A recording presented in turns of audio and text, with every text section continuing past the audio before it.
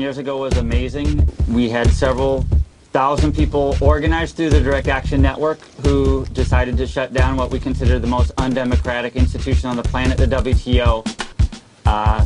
Marching out 7 a.m. pre-dawn, setting up blockades around the city. And what was amazing is that within a few hours, the people of Seattle spontaneously joined us, so that very soon you were linking arms, keeping delegates out of the WTO and shutting it down with people who had never been involved in any organization before.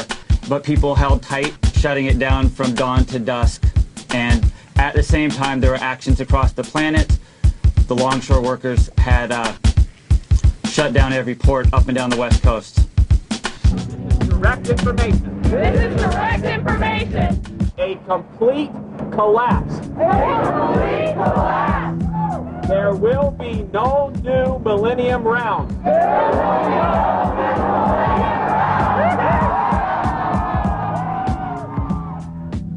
WTO delegates are leaving Seattle after failing to reach agreement on a new round of global trade talks.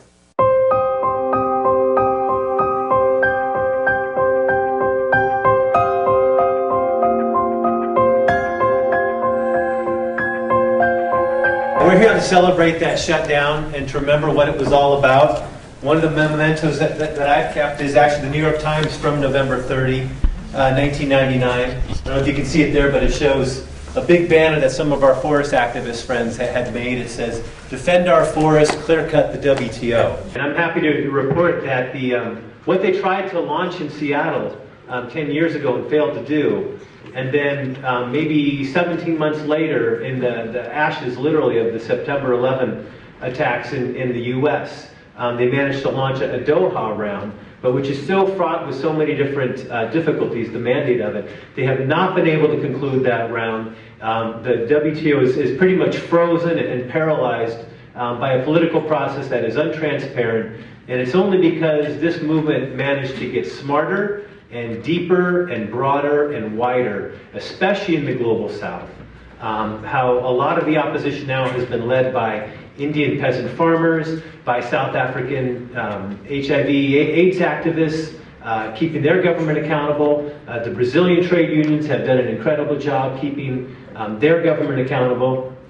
And it's just been an explosion of different movements coming together, which of course sort of the debut party was in Seattle, but those movements have only gotten even more solidified, I think, since then, even though we don't see it on the front page of the newspaper anymore. And that's certainly something to celebrate. Global finance has blown up. We saw a food crisis over the past couple of years, and now because of issues like energy supplies, peak oil, climate change, we see that the whole issue of fuel and what's going to happen with the world's energy. All these issues are related to a systemic crisis, and the WTO is the system of rules that embody corporations who have really written the rules for themselves and taken people out of the process of being able to set the rules. That legacy lives on today. Those of you who have been looking at the global negotiations on climate and a Copenhagen Summit that's coming up in on December 7th to the 18th in Copenhagen, Denmark, where we want governments to move forward and cooperate with the new global climate deal. We're very hopeful. We're not giving up and dragging them to the table and trying to make some constructive deal happen. But we're also being very realistic. But what we see in that process is really the opportunity to switch the energy here from defense, which is what Seattle was all about, to offense, which is what we see Copenhagen being about. And I think that's a very important take-home message for us. Seattle was about containing corporate power. The WTO is trying to launch an expansion of its mandate and new rules that would restrict us from being able to control corporate activity. Copenhagen and a climate process is where we set ecological limits on the global economy. There's a scientific mandate, there's a political mandate, governments have been elected running on that mandate, and it's our time now to set that agenda, not simply react to what corporations are proposing as false solutions, the carbon trading, the biofuels. Our ideas have to come forward. We've got to drive this agenda. It's our opportunity to actually create an alternative financing mechanism to the World Bank for the massive transfer of financial resources that have to go from north to south to help transition developing countries to sustainable development. We've got an opportunity to set rules on the new kinds of technology for energy infrastructure that are going to replace fossil fuels. Is that going to be nuclear? Is it going to be solar? All of those things are on the table in Copenhagen. We've got to define what that agenda is. We've got an opportunity to implement the new UN Declaration on the Rights of Indigenous Peoples. A very big explosion of indigenous activism in the past 2 years to assert those rights now that they've won this new tool after a 25-year campaign. They want it implemented, and we're campaigning to help them to support that implementation. So there are a number of really important offensive opportunities that we see. And it's not just about containing corporate power, it's now about expanding people's power and protection for the planet. Of course, anything that is trying to push back on our opponents needs to continue to hit hard at corporate power, which is why we certainly wanted to have this event before N30. We wanted to help build a crowd and generate awareness for some of the nonviolent direct actions that are going to take place on November 30. Some of our folks in our panel will be talking about that and how you can get involved. And again, we just wanted to create this space tonight for a moment of reflection. What worked? What made it work? Where are we going today? And what do we need to do again to recreate that spirit of Seattle and create that movement of movements that really switches our energy from the defense to the offense? What happened in Seattle, I think for many like us who are from the South, US did stand up. Yes, it was an international protest. It was not the first protest against globalization. More than 500 years ago, people have been organizing, mobilizing against Columbus and others, invading their homelands. People have been mobilizing. But Seattle was important because people stood up and spoke up in one unified voice. Enough. Basta, enough. And it happened in the United States, which many of us thought didn't have a culture of resistance. And we saw that international culture of resistance.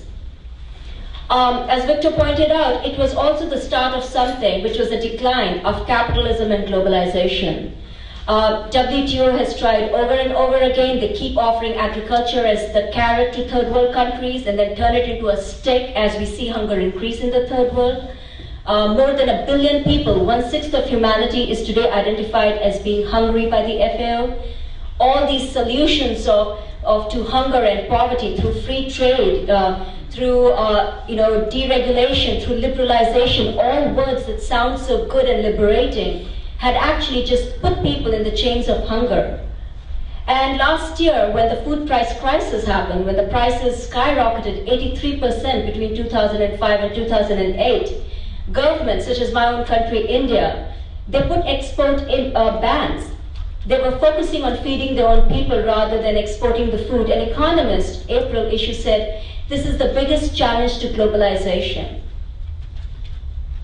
The crisis, unfortunately, countries are now beginning to say enough is enough, and the WTO hasn't moved anywhere. The only place it moved was after September 11th in Qatar, where the Bush government was very clear, you're either with us or against us.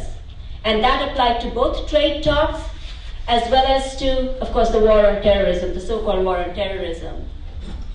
And since then, we have seen, we saw Cancun, we saw Qatar, we saw Hong Kong. The talks have gone nowhere, despite it now being called the Doha Development Round. They keep putting the school-sounding adjectives to it, hoping that somehow people will buy it, but it has gone nowhere. And I'm really glad that we are gathering here today, because the WTO still has the audacity. November 30th, they're starting the 7th Ministerial in Geneva. They actually have the audacity to do that, but they're going to make a laughing stock of themselves. The Doha negotiations are headed nowhere.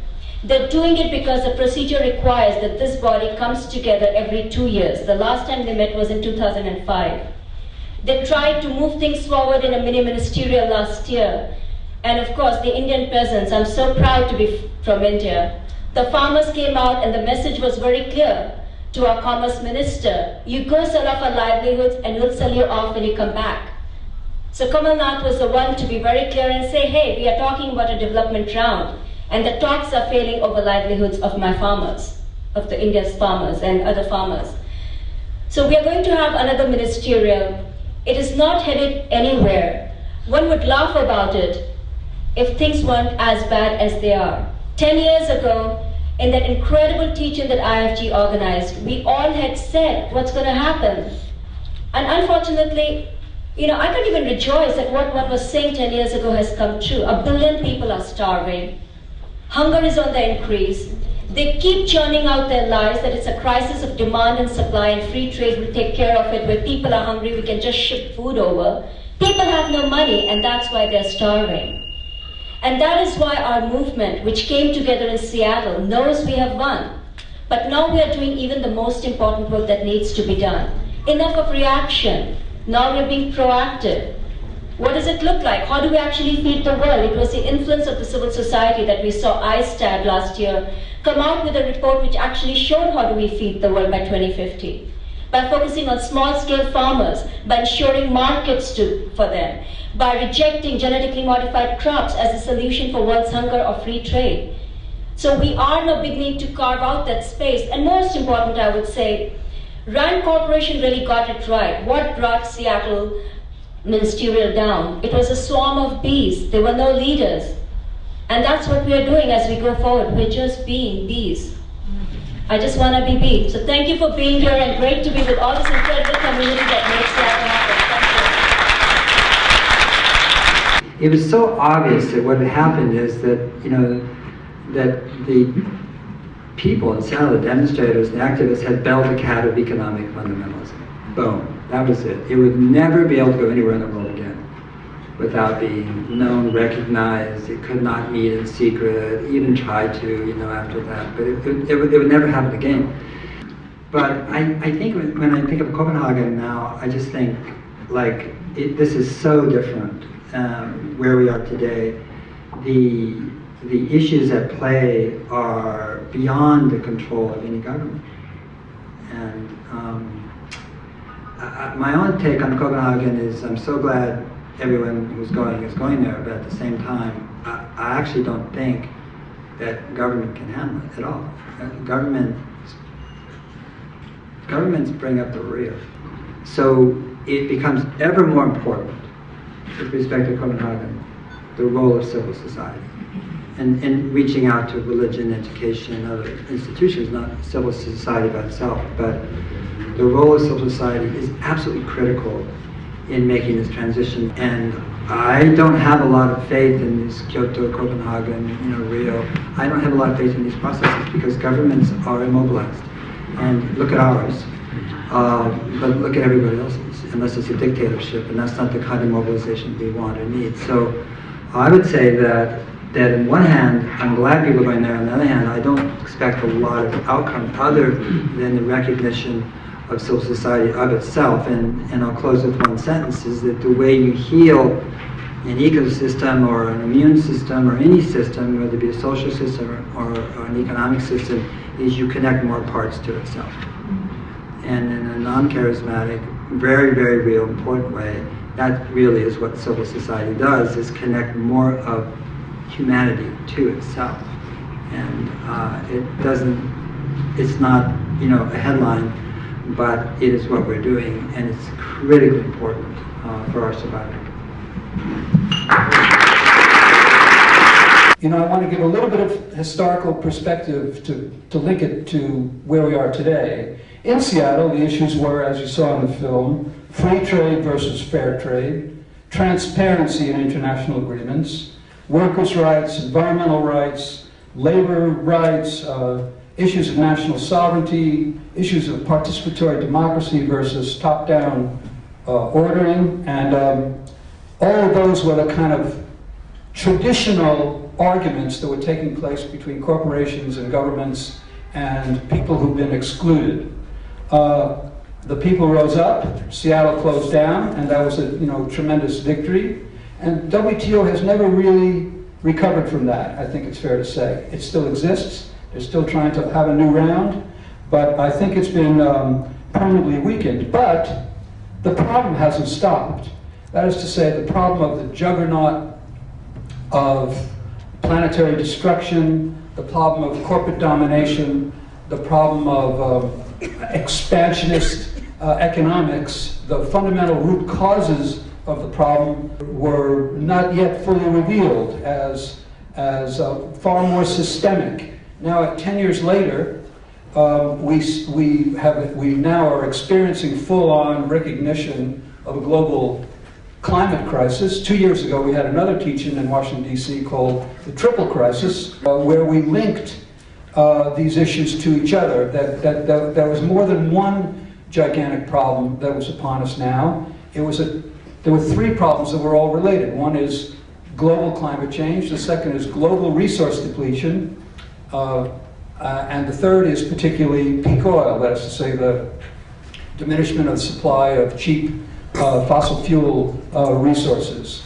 And those three were completely interlocked, and that they were caused by the same essential problems, which is overuse of resources, economy that absolutely depends upon constant expansion, the economic growth, the ideology of economic growth, which is also the ideology of capitalism, and that the two are completely linked, and that economic growth depends upon ever-expanding use of resources, ever-expanding markets, ever-expanding supplies of cheap labor, and that there's no way around that. That's the intrinsic problem, and that we had to start speaking systemically. We could no longer speak about labor rights or environmental rights, that we had to start addressing the system. And so, beginning a few years ago, many of our groups have been starting to do that, starting to speak in systemic terms, and now, 10 years later,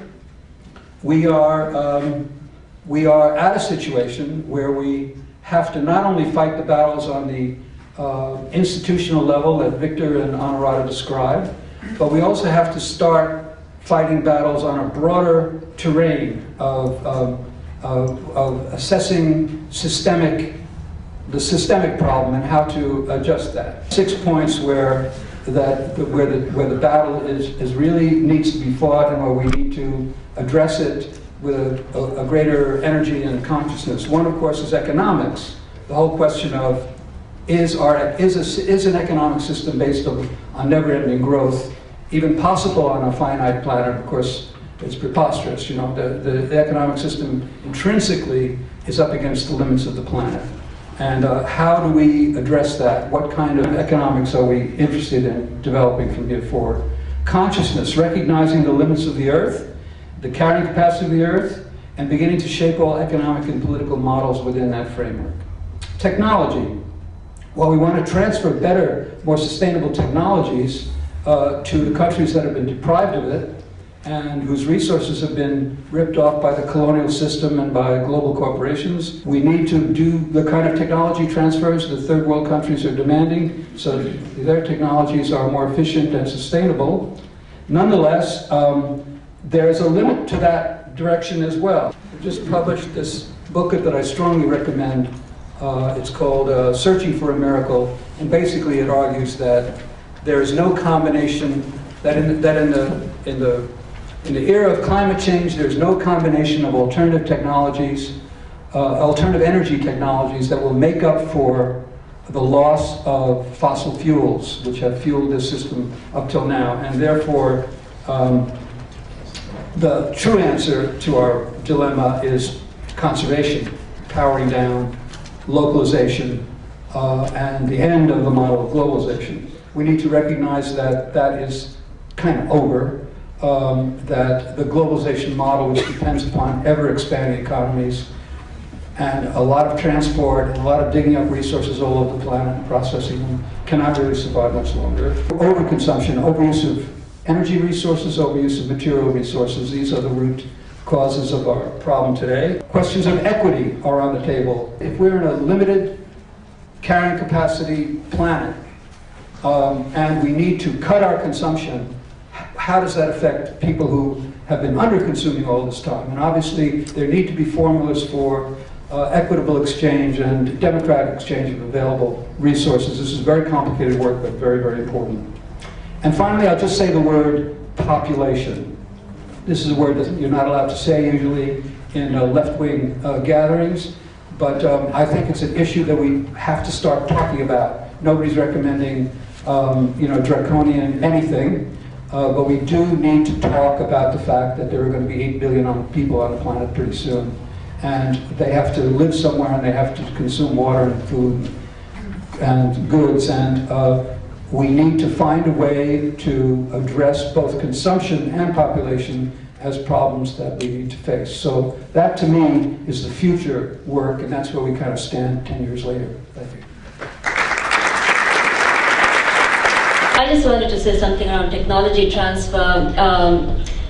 Genetically modified crops have been put forward as one of the solutions for climate change. And that's the kind of technology transfer we are seeing thanks to the Gates Foundation's AGRA and everyone else. And despite, as I mentioned, the ISTAD report, which clearly says that if you want to deal with and build resilient agricultural systems that actually feed people, we have to move away from business as usual. We cannot have industrialized agriculture. So as we look at Copenhagen, one of the things that I would also urge you to remember is what's happening in the third world. Yes, we have a lot to celebrate. We have, we can say, look what's happened, we have succeeded, we were right. But at the same time, land grabs, you might have heard of that. New York Times to Washington Post is talking about it now. Food insecure nations, investors buying up land in third world countries. Think plantations, think small farmers turning into sharecroppers, think industrialized agriculture, monocrops, farmers being replaced by machines. So we cannot talk about technology transfers merely. We also have to talk about what the gentleman here just talked about. The third world does need, and as Paul has often said, we know how to feed the world, we know how to clothe the world, we know how to shelter the world. What we have to figure out is to remove those in power who prevent that from happening. So this whole attitude also, I think, as people in the United States, we have to fight the battle in the belly of the beast. President Obama, we all celebrated, if you look at agricultural policies, which are a large contributor to carbon emissions, we have Secretary Wilsack, who is our agriculture secretary, who flies around or used to fly around in Monsanto airplanes. The negotiator, the WTO negotiator who's been appointed, unfortunately, with a name like Islam Siddiqui, I wish he had a different name, originally from India, comes from CropLife America, a big pesticide man. So all the appointments that we're looking at, USAID is now being run by Rajiv Shah, who was at the Gates Foundation. So we cannot just look at, what technologies we will transfer, and yes, the kind of work that IFG is doing is very important, but we'll have to have that larger perspective as well, and really demand the sovereign right of third world nations and communities to be able to decide for themselves how they feed themselves, how they clothe themselves. We know WTO, World Bank, IMF, all these gifts that have been given to us, they don't work. We don't want the broken cookies. I thought I'd do a little political poll. Raise your right hand if you don't think we can trust politicians. Now raise your left hand, keep the right hand up. Raise your left hand if you don't think we can trust corporate executives. And now stand up if you think we can run our own lives. Stay standing. Oh my God, I'm in a room full of anarchists. I think we need all the things that other people say, and definitely population control of rich people. But we also, at the core, the disobedience is the fire. Like, we can build the best fireplace, the most ornate strategic chimney, but if there's no fire, we don't go anywhere, and that's a lot of what we're missing right now. The other thing I'd say is that much appreciation for the IFG for being ahead of the curve and calling out corporate globalization, way ahead of where most of it had it in our consciousness.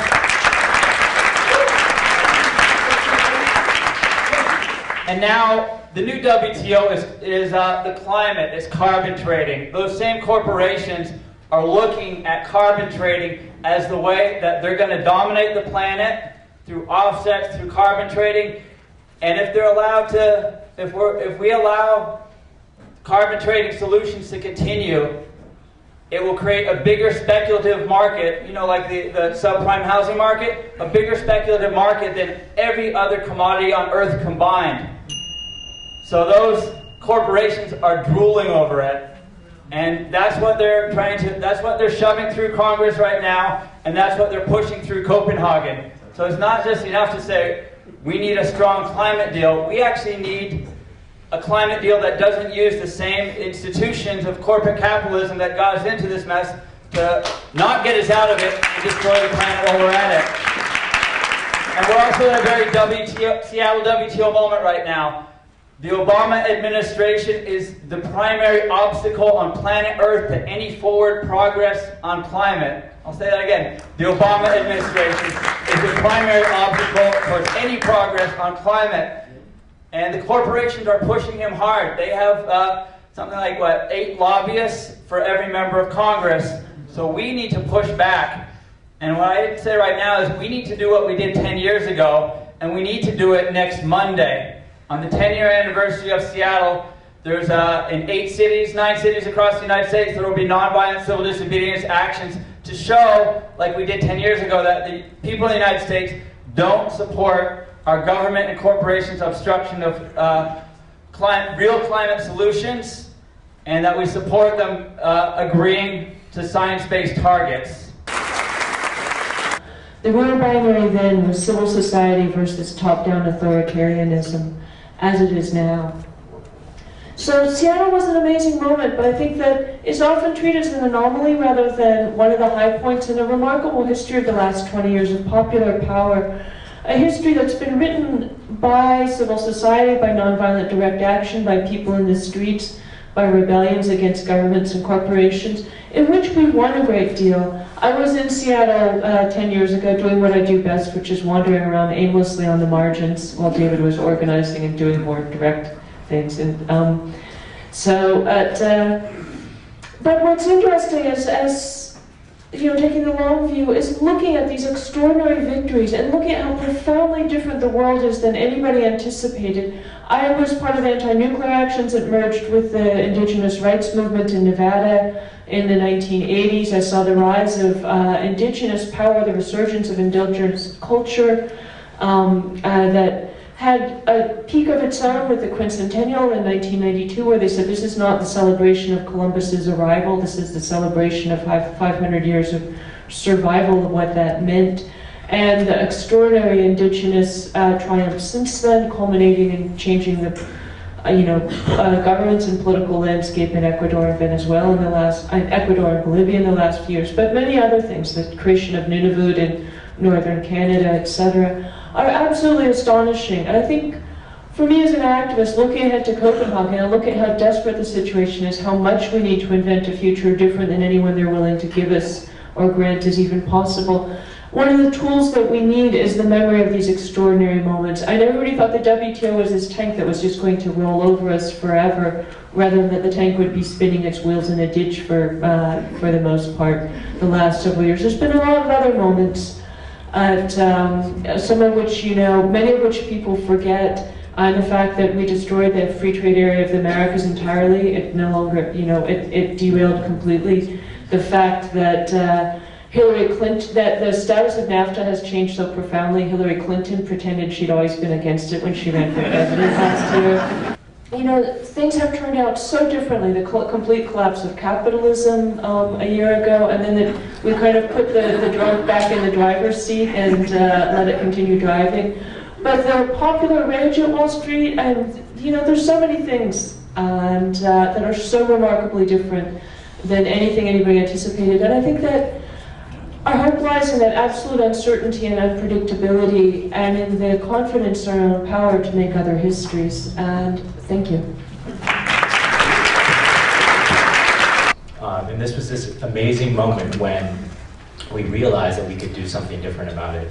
And that even though I think we didn't know the full extent of why we succeeded, that there was an amount of luck and synchronicity, and we didn't know it was, a lot of us that were in the street did not realize that a huge part of why we were able to succeed was that the developing countries were refusing to let the round go forward. And that ultimately that then, and continuing through the Doha round, is what has made the WTO a defunct organization. But at the same time, over the last 10 years, we've seen that this agenda although it's broken down, it's transformed and it's mutated, and in a lot of ways it's deepened. We see that things like privatization of education and privatization of water has kind of missed, that agenda has been rolled back. That we've seen that in Bolivia and in India, that a lot of efforts to do it the big corporate way have failed. And that has been amazing, and I think we should be heartened by that. But at the same time, we see that these same logics, the capitalist logics, adapt, and they find different ways to spread, and it doesn't have to be through these massive institutions. So that now main vehicles for privatizing water are through the market, where people who have no access to water and sanitation are then forced to pay for their water infrastructure. Or now we see here in California that the idea of a public education, to the extent that it was ever a real mandate of the higher education system, is more and more geared towards building an elite and putting it further and further out of the reach of common people. And I think this is something to keep in mind when we think about Copenhagen, that we have to maintain, in the face of so much overwhelming difficulty, that we have to maintain this vision for changing everything.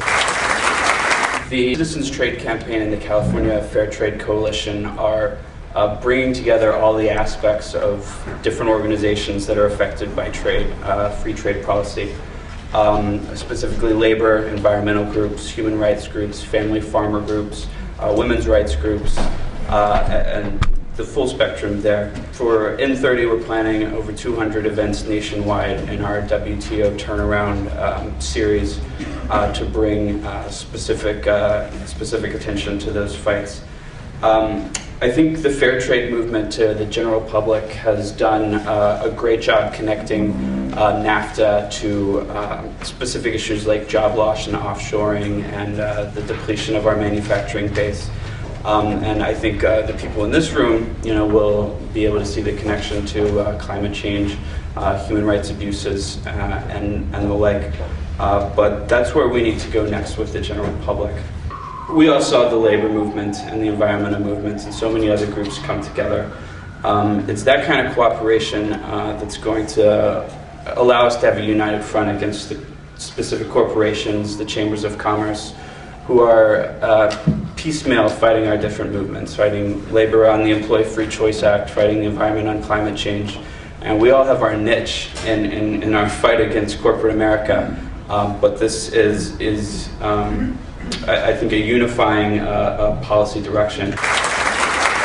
In the larger framework, what we're going through here is a multi-century transition from a system that has dominated the planet since about the 1400s, where money values dominated the life cycle, and we're making a transition to a system where life values will dominate the money cycle. And that's why things seem so chaotic, and because we're going through a transition, and it's a good transition. We have to, let's vaccinate ourselves against the cult of powerlessness. Our greatest enemy is not the empire or capitalism, whatever. It's that voice in our own heads that says, oh, we can't do this. We're just little ants, Shut up, Get ahead of it. Life's rough. Get involved in the movement and those problems will go away. We have to recognize that we have already won this struggle at the ideological, intellectual, moral level. We have won. We are victorious. We beat them. We kicked their ass. If you did a global poll and you polled everybody on the planet, and we could actually do this, you tech heads in the audience, let's organize this global vote. Globalvote.com. Buy the URL now, quick, trademark it. And we put to the public, should money values rule over the life cycle, or should life values, human rights and the environment, rule over the money cycle? Should we subordinate commerce and industry to life, or should we subordinate life to commerce? We've won, okay? Let's recognize that we have a superior position. Now, they still have the guns and the money. But if, let's say there's a God, and God came down and said, I'm going to give you two cards. You can either have guns and money, or you can have facts and moral authority. You're not going to take guns and money. Those are temporal, they rot, they dry up and blow away in the wind. Facts and moral authority do not. With regard to the WTO, I would argue it's the most single dangerous institution on the planet. Transnational corporations are the most dangerous generic institution, but the single most dangerous institution is the WTO because it's trying to write a constitution for the entire planet that will overrule our national constitutions and our local laws. So we need to win the struggle at the constitutional level and at the jobs creation level. If two of us go into a neighborhood here in the inner city and you've got the best critique of capitalism in the world and I'm offering good green jobs at 12, 13 bucks an hour, who are people going to flock to? I'm sorry, ideology is important, but that's not what pays the rent. Transnational corporations have three genetic flaws. They're not rooted in place. They have no patriotism to any geography. They're not green. A 2,000-year-old redwood tree is not a gift of the Creator to be preserved for future generations. It's $250,000 worth of lumber on the lumber market, so you kill it. And third, they're not democratic. So the opposite, instead of us spending all our time and energy and money critiquing a system that is dying, a dinosaur that they just crashed their own bus, right? Instead of us spending our time on the critique, which is far too easy for those of us who have IQs bigger than our shoe size, we need to focus on building the alternative. And the alternative is the local green economy. Let's say a disaster happens and 5 billion people die. The billion that are left will do the local green economy. Whoever's left is going to do the local green economy. So if we know that now, let's start building that right away. We need to distinguish between enterprise as a methodology for producing goods and services and corporate domination. They are not the same thing. The main object is to defeat the cult of powerlessness. And what was great about Seattle protest was it vaccinated the world's people, the public mind, against the cult of powerlessness. It said, we can stop these guys. And we did. And I do mean guys, sorry ladies, but you know, it is mainly men in those rooms, unfortunately. If we just took all the men out of power and picked women at random off the street and put them in power, they couldn't do as bad as the guys have done. So down to the specific two things I want to plug. Global Exchange is doing constitutional struggles to take away the right of corporations to be treated as human beings. If we do not do that, every problem in this society, the healthcare system, the agriculture, the pollution, everything, when you pull that string, it leads you to too much corporate power. They have rented our government. So we're just starting a program, whoownsgovernment.com. It's going to require Congress to wear uniforms that are like NASCAR jumpsuits with the decals of the corporations in relative size. You want transparency in government? That'll give you transparency in government. And the second one is job creation. We've been hired by the city to develop a green jobs program in collaboration with the Department of the Environment. In the neighborhoods that need uplift the most are the same neighborhoods where people live who need job training the most. So let's get active building the next system. And as Martin Luther King said, what's going to win in the end is unarmed truth and unconditional love. Unarmed truth and unconditional love. Thank you.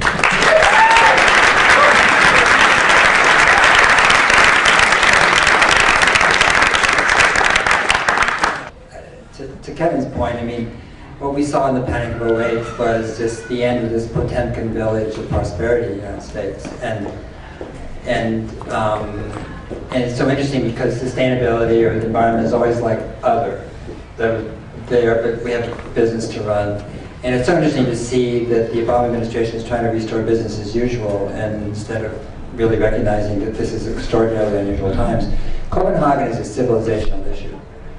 And we have never faced a civilizational issue as a people on Earth. It's never happened. We've faced really horrible issues regionally and wars and so forth, no question about it. You know, genocide, and mass slaughter, and just really unthinkable things. But this is civilizational, and we have 20, 25 years maybe before we go into positive feedback loops.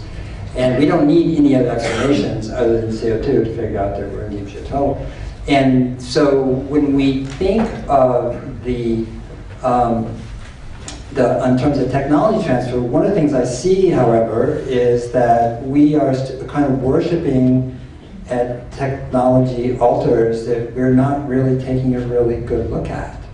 And one of them is solar.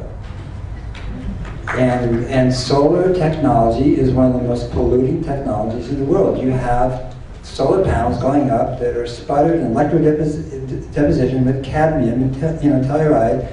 Tell me what you can do with them in 25 years. Which landfill are you going to take it to? You have a Superfund site on your roof.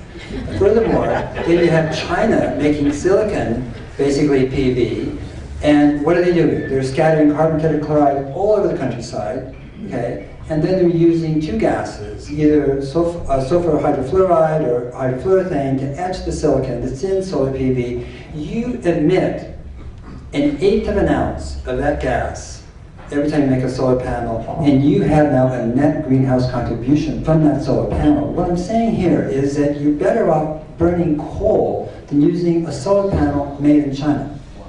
And we're not really looking at our own technology. We're worshiping, oh God, we're going to put solar panels. Now, there are solar panels we can put up that will be very effective in generating electrons, okay, and converting photons. But most of the ones that are available there ain't it. And so we also really need to look to your comments about technology transfer, just like which ones and how and what is the thinking behind them. Because in Rob, in Cornwall, I mean, the transition times will be extraordinarily important because it's really people, with existing SKUs, and state-of-the-shelf technology, which is really most social technology, figuring out how to live in a post-carbon world. And that is what we have to do everywhere right now. And we do have the tools, we do have the know-how to do that. And it doesn't depend on China. I thought, by the way, Friedman was so far off when he said, oh, China, Sputnik again, they're going to take over our whole solar industry. Actually, the top solar industry, 5 companies in the world, are in America. We still have this amazing ability to generate ideas and new technologies, but we can't do that if we think that technology is going to come and save the day. It's just not. And so what is so precious, I think, and what is so the gift of this moment, and I think it's been we're talking about it in different ways, but is that we cannot be the same people we are today, us here in this room, all of us, and make this transition. And it's really about reimagining what it is to be human. With all our flaws and imperfections, and what a wonderful moment this is. I don't mean to be Panglossian here, I'm just saying, is that we can't, all of us cannot, put forth business as usual, even our own business as usual. It means us, yes, but then we all have to change. And that means from that we must have deep compassion and sympathy for others, rather than being harsh and judgmental and strident and, like everyone else is wrong and we're right. That's not going to work. We're all in this together. I think that's good. I want to play this book again that I raised it's called Searching for a Miracle, and it addresses this very conundrum that you're talking about, which is the solutions that are being promoted right now in terms of alternative energy systems are not being discussed in the right way. And this book approaches, this is not written by me, so I'm not taking credit for anything, although I did write the foreword for it, but it's written by Richard Heinberg, who many of you I know have read, and who's written some of the best books on energy right now. And it basically analyzes all the new energy systems from the point of view, all of the new proposed alternative energy systems, from the point of view of their energy return on energy invested, that is to say, how much energy goes into them, how much energy and also materials go into them to produce how much energy coming out. And you get a completely different picture of what's viable in terms of alternative energy systems and what's not, and what the balance has got to be. And above all, you get the conclusion that there's no combination of alternative energy systems which will allow us to seamlessly continue industrial society in its present form. It just questions all of the models of how we live now. And physics. Huh? It's physics. Physics, right? Yeah, it's science. And this question of conundrums, of course, is so you should all look through this. This is very, very revelatory. Somebody asked about whether we're using old solutions for current problems. And that's exactly what's going on now. All our hopes for Obama, of course, are in shreds at the moment. We still hope that he'll reverse or do something different. But the terrible moment for me came when, in reaction to the financial crisis, we heard him argue over and over and over again, and then act in such a way that the solution to the financial crisis was for us to invest in the banks so that they would be able to help people buy more cars and build more houses and have more industrial development. And it's as though, and the day before that he was talking about climate change. And the day after that he talks about climate change. And midday in the middle, he talks about buying more cars, and helping us buy more cars, and getting banks to be able to loan us to buy more cars. And that's sort of the conundrum that is dominating the system totally now. The whole question of how you transition, and you know, Kevin is talking about transition, Paul was talking about transition, and we did a manifesto last year that I recommend, or 2 years ago, called Manifesto on Global Economic Transitions, which has a lot of good ideas in it, which you can also get out there.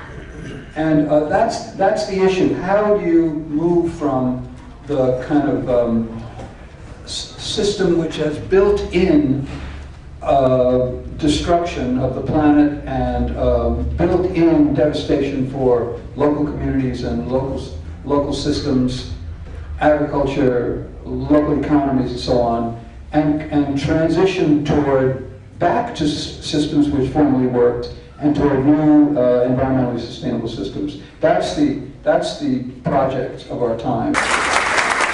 To have that incredible example within our own society, right here in the US, of thousands of people amassing in the streets in Seattle was a teachable moment.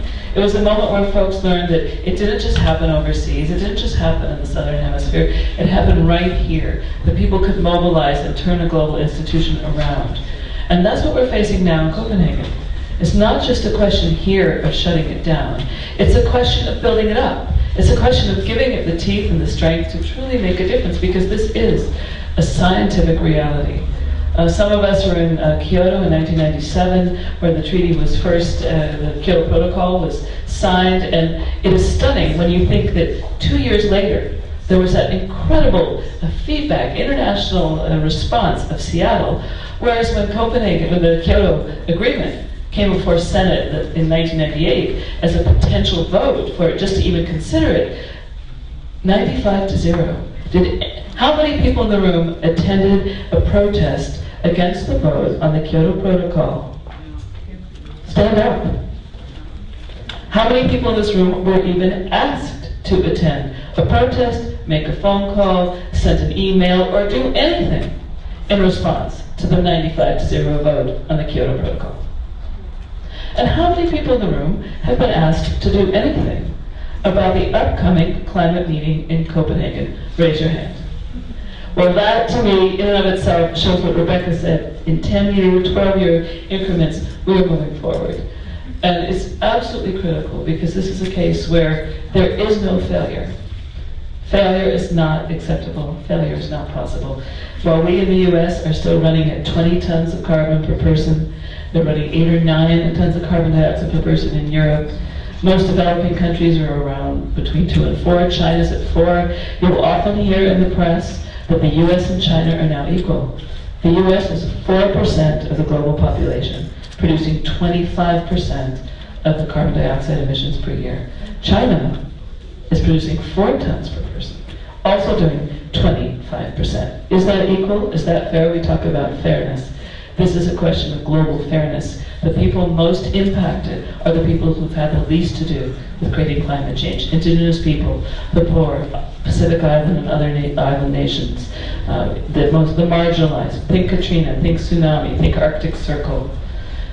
This is what it's about. And yet, what I'm so encouraged Not only that folks came out so quickly, but that we've gone from 1997, where there was no climate movement here in this country, to here we are in 2009, where we not only have a climate movement, but we're in solidarity with our brothers and sisters from the Global South in a climate justice movement. This is hope. This is potential. But there's also so much to be done. If ever there was a country that contributed so much to a problem in which there is such poor education on what it's really about and what our global responsibility and our spiritual opportunity is to step forward and make a difference, this is the country, and there's a role for everyone to play in this movement. I heard a lot tonight about what you don't want to see at Copenhagen. Is there a deal that the people at that front of the room, is there a deal you can imagine approving at Copenhagen? What is the deal you want to see? Real commitments for the most polluting countries to reduce their emissions, and then a support package of technology and finance to enable those developing countries to also be able to do what they need to do to transition. Aside to that are all the implementation of indigenous rights to make sure that people get their land back and that there's no land grab in these things happening. But it's that combination of emission cuts and a support package that are the basic elements of it. Is there going to be resolution on that? No. Obama does not have a negotiated mandate to make any commitments on technology or finance or emission cuts. So, I mean, what Paul said, a lot of people said, the big political questions, we are miles away from being able to figure those out because of the things like the climate debt and because the U.S. is still trying to shift the obligations on the developing countries. Right. The main thing for the Senate is U.S. competitiveness of its industry. And they want to be able to measure what China is doing isn't comparable to what the U.S. is doing, which so far is nothing because we've taken no action from our legislative body. So that part's not going to happen. But are there things that can move forward? Those are the things that we're looking for, what can constructively move forward. Can we get a decision that we're not going to use the World Bank as a financial mechanism? We can. That's possible. So that's one thing we're fighting for. Can we see that the UN Declaration of the Rights of Indigenous Peoples is actually used as a measuring stick to guide policy? Yes, we can get there. So those are the kinds of things that we think are part of the deal that are worth fighting for. Additionally, can we see that false solutions to climate change, like clean coal and nuclear power and cap and trade, are not implemented in the agreement? So there's not approved subsidies for these kinds of solutions, that they don't receive carbon credits for polluting corporations to invest in these and then to offset that in the rest of the world. But those are the kinds of things that we absolutely do not want to see. And that we do want to see the technology transfer. And also what I do want to say of clean technologies, not the false ones like biofuel, agrofuels, and genetic engineering of crops, etc. We want to see organic farming. We want to see support for the local, someone here mentioned that there are sustainable traditions and technologies that have existed for thousands of years. We want to see support and development and to enhance those and to bring those back. Anyway, just quickly, first of all, cap energy consumption in the world is 16 terawatts and not go up in the next 20 years, even though 2.5 million people come in. That's critical. Otherwise, we can't get there from here. Second, 80% reduction in 20 years. Third, there has to be carbon sequestration the right way, which is in soil. 2 billion hectares of forest have to be planted in the next 20 years, and we have to switch agriculture to organic farming, or biological agriculture, whatever you want to do it, so that we're putting carbon back in the soil. Finally, we have to go to a 2,000 watt society here in the United States, because if you divide 16 terawatts by 7 billion people, you get 2,300 watts essentially per person. So that's equity, that's fair, that's where we are. And then we have to replace those the sources, 80% in 20 years by renewable or non-carbon emitting sources. Without that, we can't get there. I mean, so those are the things we need from Copenhagen. Do I see them coming out of there? No, because I don't even see the data there, or the fact-finding, or basically the landscape against which we need to work in terms of energy actually being presented in a way that actually, as I said earlier, makes sense in terms of just physics. A movement that is really growing very, very, very rapidly now is what's called the Transition Towns movement. It started in southern England. There are chapters of it springing up everywhere. It's a way to instantly get involved. It's local action that hooks to global the global situation very, very, very directly. It's extremely educational for communities to engage in it, and there's good handbooks, and it's just a great way to get a community very, very, very aware of what these issues are, and how to address them, and how to change them, and how it hooks to global action and global institutions. It can't come out of us. What we have to realize is what the rest of the world looks at. They say it's going to take conceivably, at a minimum, $150 billion a year for 20 years to solve this problem. The US keeps coming saying, we can't do that. It'll destroy our economy. We don't have the money. And yet the rest of the world says, in 3 weeks you raised $750 billion to bail yourselves out. What can you willing to do to save the entire planet? Is it really so hard? I see hope in the fact that in Kyoto, there was no feedback. There were only a couple hundred of us in the room the last night of negotiations. Now, 10 years later, 12 years later, there are going to be tens of thousands of members of civil society in that room, in those lobbies, watching those discussions, participating in the actions. That is a huge transition from Kyoto to Copenhagen via Seattle. But it's still not enough. There has got to be consequences in our own country. If we don't pass decent climate legislation, then we're not going to.